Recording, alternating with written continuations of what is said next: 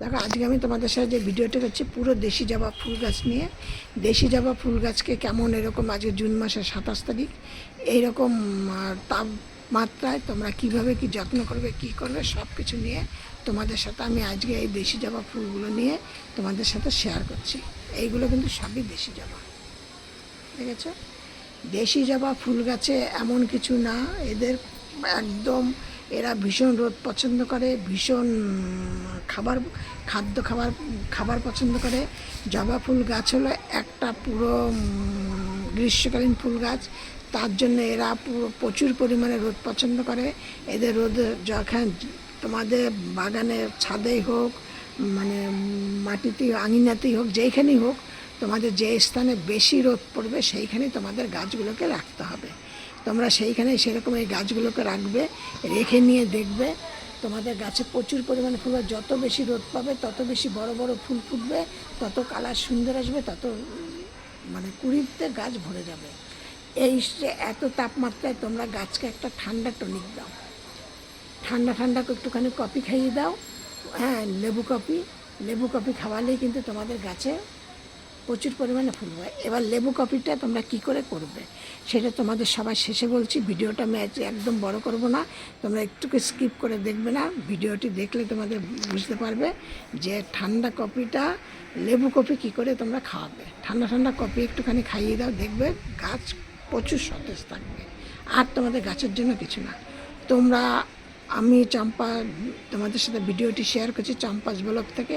তোমাদের ভিডিওটি দেখে যদি তোমাদের ভালো লাগে একটা লাইক কমেন্ট শেয়ার করো, নতুন বন্ধুদের বলছি একটা সাবস্ক্রাইব করে পাশে বেলটি বাজিয়ে অল করে রেখে দিও। এবার আমি তোমাদেরকে বলবো, এত তাপমাত্রা তোমরা গাছকে কিন্তু 3বার 2বার করে জল দেবে। কিন্তু মাটি যদি গরম থাকে তাহলে কিন্তু তখন জল দেবে না, সূর্য ওঠার আগে জল দেবে আর সূর্য ডুবে যাওয়ার পরে জল দেবে। আর 3বার তোমাদের যেটা বলেছি, মাঝখানে তোমরা কি করবে, দুপুরবেলার দিকে গাছের পাতাকে একটুখানি চান করিয়ে দেবে। এই হলো 3বার। এবার তোমাদেরকে বলছি, তোমরা গাছের জবা ফুল গাছের গোড়া কিন্তু মাটিটা একটুখানি ভেজা রাখবে সবসময়, কারণ এখন এত তাপে যদি পাতা মাটি যদি ফেটে যায় তাহলে শেকড় শুকিয়ে যাবে, শেকড় শুকিয়ে গেলে গাছের পাতা হলুদ হয়ে যাবে, ঝিমিয়ে যাবে, পুড়িয়ে হলুদ হয়ে যাবে, ঝরে পড়বে, ফুলের পরিমাণটা তোমরা কম পাবে। এইভাবে তোমরা গাছকে পরিচর্যা করো, দেখবে তোমরা প্রচুর পরিমাণে ফুল পাবে। তারপরে তোমাদেরকে কি বলছি, গাছে আর তোমরা গাছে কী করবে, গাছের গোড়ায় কিন্তু কোনো রকমের কোনো আগাছা হতে দেবে না, তাহলে তোমরা যা দেবে খাদ্য খাবার সব কিন্তু ওরাই খেয়ে নেবে। আর এই সময় যদি তোমরা দেখো তোমাদের গাছে খুব পিঁপড়ে আনাগোনা, তাহলে তোমাদেরকে বুঝতে হবে যে গাছে তোমাদের মিলিবাগ হয়েছে। মিলিবাগ হওয়ার কারণ হলো, তোমরা মিলিবাগ হওয়ার জন্য তোমরা গাছে কী দেবে, ফিটকারি অথবা কপ্পু কিছুটা তোমরা গুঁড়ো করে নিয়ে তোমরা গাছে স্প্রে করে দেবে। তোমাদের মানে সপ্তাহে 1 দিন করে তোমরা করে দেবে, 2 থেকে 3 সপ্তাহ করলেই তোমরা দেখবে তোমাদের কাছে আর একটা মিলিবাগ, লেদা পোকা আসলে কোনো রকম কোনো সমস্যা নেই। লেদা পোকাটা কী করে বুঝবে, তোমরা বিকালবেলা হয়তো দেখে গেলে তোমার গাছে কুড়িগুলো বেরিয়েছে বা গাছটা দারুণ সুন্দর আছে, কোনো পাতায় কোনো প্রবলেম নেই, কিন্তু পরের দিন সকালবেলা এসে দেখলা কুড়িটা ঝরে পড়ে গেছে, আবার পাতাগুলো ডগার দিকের পাতাগুলো সব ফুটো হয়ে গেছে।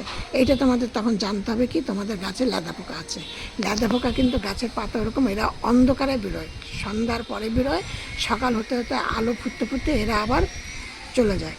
এরা এমন জায়গায় যায়, গাছের যেই অংশটা দেখে বেশ ঝোপালো আছে সেই অংশে গিয়ে এরা পাতা এরকম উল্টিয়ে যায়, এরকম পাতা উল্টে এরকম ভেতরে থাকে, তোমরা কিছুতে বুঝতে পারবে না, কিন্তু ওইগুলো তোমাদের খেয়াল করতে হবে। যদি এরকম তোমরা দেখতে পাও তাহলে কিন্তু তোমরা কি করবে, পাতা গাছগুলোটা একটু চেক করবে, করলে এরকম কোনো পাতা দেখলে সেই পাতাটাকে একদম তুলে ফেলে দেবে। আর তোমরা কর্পূর বা ওটা কী বললাম, ন্যাপথলি বা ভিনিগার এইসব দিয়ে যদি তোমরা স্প্রে করো তাহলে কিন্তু তোমাদের এইগুলি চলে যাবে, ঠিক আছে?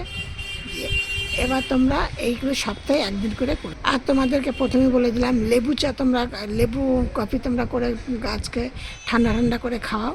কিছুটা জল নেবে, জলের মধ্যে তোমরা কি করবে, মানে এইটা তার আগে তোমাদের আরেকটা কথা বলে নিচ্ছি, তোমরা কিন্তু এই সময় সপ্তাহে 1 দিন করে তোমরা নিমখোল গাছের গোড়ায় দেবে। নিমখোল দেবে, গাছের গোড়ার মাটিটাকে হালকা করে একটু আলগা করে দেবে, কারণ যাতে এরা শ্বাস প্রশ্বাস ঠিকঠাক নিতে পারে, জলটা ঠিকঠাক নিতে পারে। আর তোমরা কি করবে, সপ্তাহে একদিন করে এটা দিলে, নিম খোল দিলে। এবার তোমাদেরকে বলছি যেটা তোমরা দেবে, সর্ষের খোল কিন্তু তোমরা এখন একদমই দেবে না। সর্ষের খোলের পরিবর্তে কিন্তু তোমরা নিম খোলটাই ব্যবহার করবে।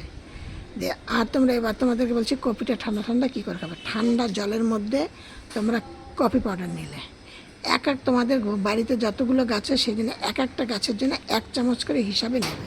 নিয়ে তোমরা ওইটাকে ভালো করে গুলে নেবে। নিয়ে তার মধ্যে 2টো মিডিয়াম সাইজের পাতিলেবু নেবে। পাতিলেবুটা নিয়ে তোমরা ওই জলের মধ্যে দিয়ে তোমরা ওইটাকে সম পরিমাণে, মানে যে টব অনুযায়ী তোমাদের যেমন যেমন টব, বড় টব হলে বেশি দেবে, ছোটো টব হলে কম দেবে, 1 কাপ করে কফি তোমরা খাইয়ে দাও। এত গরমে ঠান্ডা কফি তোমরা, লেবু কফি তোমরা গাছকে খাইয়ে দাও। 1 কাপ করে কফি খাওয়ালেই দেখবে তোমরা প্রতি সপ্তাহে 1 দিন করে তোমরা এরকম 1 কাপ করে কফি খাওয়াবে। 1 কাপ করে কফি খাওয়ালেই দেখবে তোমরা গাছে প্রচুর পরিমাণে ফুল পাবে, প্রচুর কড়ি আসবে, গাছ অনেক সতেজ থাকবে। আমি তোমাদের সাথে যেই সবগুলি তোমাদের সাথে শেয়ার করছি, তোমরা একটু ফলো করে তোমরা এইগুলি করলেই দেখবে তোমরা আমার মতো এরকম প্রচুর পরিমাণে ফুল পাবে। দেখো, এই ছিল আমার আজ ভিডিওটি দেখে তোমাদের ভালো লাগলে একটা অন্তত লাইক করো আর একটা করে শেয়ার করো। সব ভিডিওর মতো বলছি, তোমরা সব ভালো থাকো, সুস্থ থাকো। নেক্সট ভিডিও আবার অন্য কিছু নিয়ে।